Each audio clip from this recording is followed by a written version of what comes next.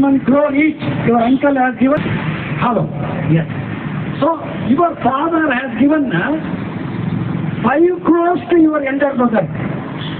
5 crore, 1 crore, or you should bother about your uncle giving money to your son. More bothered about my uncle giving 1 crore is being given to my own brother in my own house. I am not bothered. Why I am saying this? All of you must be having. If you don't have, please take. We have been cheated. People ask why pension updation has not happened last 30 years. It is because of our own elder brother. An associate bank now presently merged with State Bank of India. I am aware what is happening, how State Bank. What is the benefit State Bank of India people have got now? A chief manager retiring now as retirement benefit 1 crore. It is because he is getting nearly provident fund.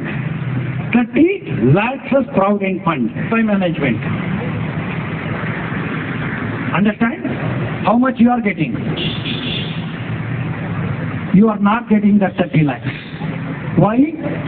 As I said, he is my brother, he is my brother, but he is not bothered about us. When I demand as an younger brother, he says, you are an enemy if you demand. That's the problem. And why pension updation has not happened? Please recall your memories. Pension was introduced in banking industry.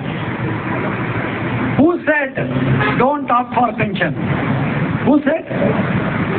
It is.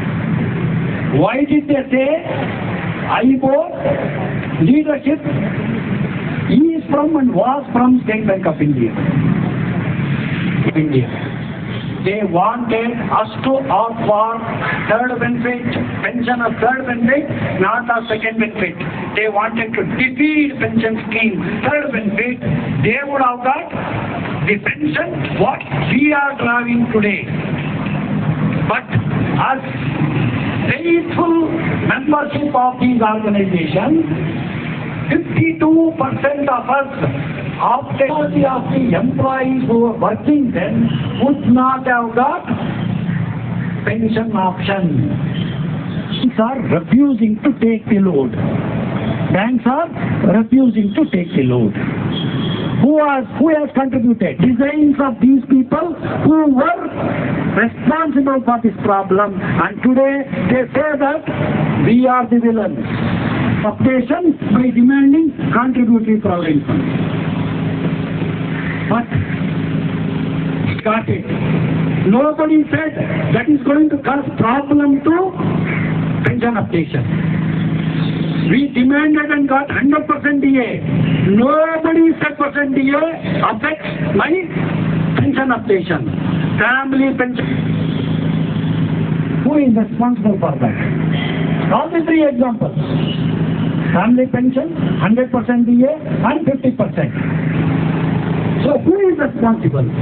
Is it banks or IBA or the government? It is only banks and the IBA. S.V. Srinivasan, All India Bank Retailers Federation, அனைத்து இந்திய வங்கி பணிபுரிவு கூட்டுறவு சம்மேளனத்தினுடைய chairman. சமீபத்தில் நாங்கள் united forum of bank retailers organisation என்கின்ற ஒரு அமைப்பை போன வருடத்தில் உருவாக்கினோம். ஏறத்தாழ 4 லட்சம் பேருக்கு மேல அதுல உறுப்பினராக இருக்காங்க. அந்த கூட்டமைப்போட முக்கியமான கோரிக்கை என்னன்னாக்கா, வங்கியில் பணிபுரிந்து ஓய்வு பெற்ற ஓய்வூதியர்களுக்கு ரொம்ப வருஷங்களா அவங்களுடைய ஓய்வூதியம் மேம்படுத்தப்படல. அதனுடைய விளைவாக என்ன ஆகுதுன்னாக்கா, இப்ப சமீபத்தில் ரிட்டையர் ஆகிறவங்களுக்கெல்லாம் அதிக பென்ஷன் வருது. ஆனா 20-25 வருஷத்துக்கு மேல ரிட்டையர் ஆனவங்களுக்கெல்லாம் அவங்க ரிட்டையர் ஆகும்போது என்ன பேசிக் பென்ஷன் வாங்கினாங்களோ அதே பேசிக் பென்ஷன் தான் இப்பவும் தொடர்ந்து நீடிக்குது. அதே மாதிரி வங்கி ஓய்வூதியர்களுக்கு எந்த விதமான மெடிக்கல் ஹெல்த் இன்சூரன்ஸ் ஸ்கீம் எல்லாம் ஒன்றும் இலவசமா பேங்க் கொடுக்கறது இல்லை. சர்விங் எம்ப்ளாயிஸ் கொடுக்குறாங்க. அதே மாதிரி நாங்களும் இன்னைக்கு வந்து public sector undertaking, public sector பேங்க்ஸ்ல எல்லாம் நிறைய லாபம் ஈட்டக்கூடிய ஒரு சூழல் உருவாகி இருக்கு அப்படின்னாக்கா, அதுக்கு வந்து கடந்த காலத்துல நாங்கள் அடித்தளமிட்டவர்கள். சாயங்காலம் வீட்டுக்கெல்லாம் வரும்போதெல்லாம் பார்த்தா 8 மணி 10 மணி எல்லாம் ஆடக்கூடிய சூழ்நிலை அப்பெல்லாம். அதெல்லாம் பற்றி நாங்க வந்து கடந்த கால ஓய்வூதிய முறையில் வங்கிகளுக்கு நல்ல அடித்தளம் அமைத்து கொடுத்தோம். பப்ளிக் செக்டார் பேங்க் எல்லாம் ஒரு காலகட்டத்தில் நல்ல commanding heights of the nation's economy மாதிரி இருந்தது. அந்த மாதிரி இந்த வந்து நேஷனலைஸ் பண்றதுக்கு முன்னாடி என்ன குரல் கொடுத்தோம் அப்படின்னாக்கா, இந்த இப்ப இருக்கக்கூடிய ஓய்வூதியர்கள் எல்லாம் from cash banking to mass banking, ordinary சுப்பான் குப்பான் எல்லாம் தனியார் வங்கிகள் போய் நுழைஞ்சு பேசி கடைக்கிறதுக்கெல்லாம் விடமாட்டாங்க. மேனேஜர்லாம் மீட் பண்ணுறதுலாம் ரொம்ப கஷ்டப்படுவாங்க, வீடியோ தட்டி விட்டுருவாங்க. அந்த நிலையெல்லாம் மாறி ஏழை எளிய மக்களுக்கு குறைந்த வீட்டுக்கு கடன் கொடுப்பது, அதே மாதிரி ப்ரையாரிட்டி செக்டாருக்கெல்லாம் கடன் வந்து முன்னுரிமை கொடுத்து பண்றது. இதனுடைய காரணமாக இந்த தேசியமயமாக்கப்பட்ட வங்கிகள் எல்லாம் நாட்டினுடைய பொருளாதார முன்னேற்றத்துக்காக அளப்பரிய சாதனை செஞ்சிருக்கோம். அந்த மாதிரி அளப்பரிய சாதனை செய்யக்கூடிய இந்த வங்கி பணி ஓய்வூதியர்களுடைய பணி ஓய்வூதியர்களுக்கு அரசாங்கம் வந்து எங்களுடைய ஓய்வூதியத்தை உயர்த்த மாட்டேன்றாங்க. இந்த போக்கு அலட்சிய போக்கு இன்னும் தொடர்ந்து நாங்கள் மத்திய அரசால் அலட்சியப்படுத்தப்படுகின்றோம். அந்த அலட்சிய போக்கை கண்டித்துதான் நாடு ஓய்வு அளவில் மாவட்ட மையங்கள், மாநில மையங்கள் எல்லாம் இந்த யூபிஆஓ என்கின்ற அமைப்பானது போராட்டத்தில் ஈடுபடுகிறது, ஆர்ப்பாட்டத்தில் ஈடுபடுகிறது.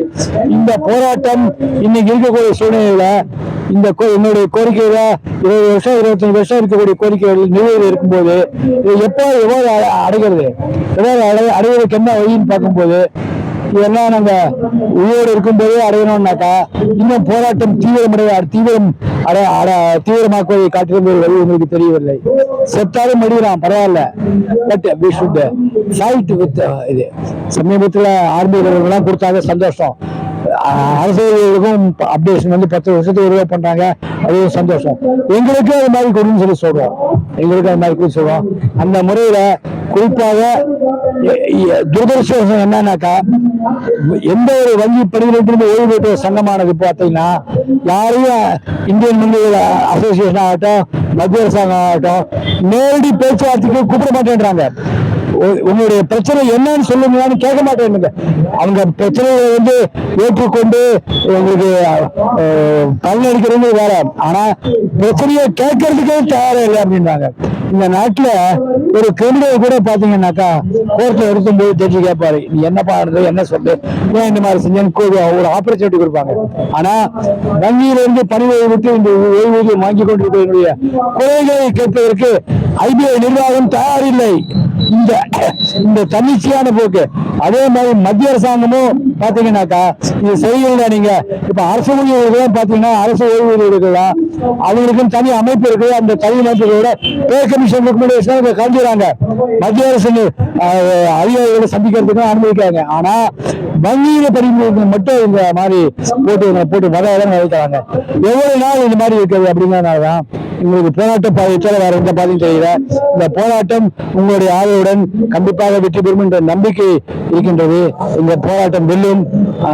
4 லட்சம் வங்கி உறுப்பினராக கொண்ட எங்களுடைய union form of bank organisation என்ற அமைப்பானது மேலும் மேலும் இந்த போராட்டத்தை முன்னெடுத்து செல்லும் என்று கூறிக்கொண்டு எங்களுடைய கவனத்தை, எங்களுடைய பிரச்சனையினுடைய கவனத்தை உங்களுக்கு கொண்டு வந்ததற்கு ஒரு வாய்ப்பு கிடைத்ததற்கு மிக்க நன்றி. Thank you very much.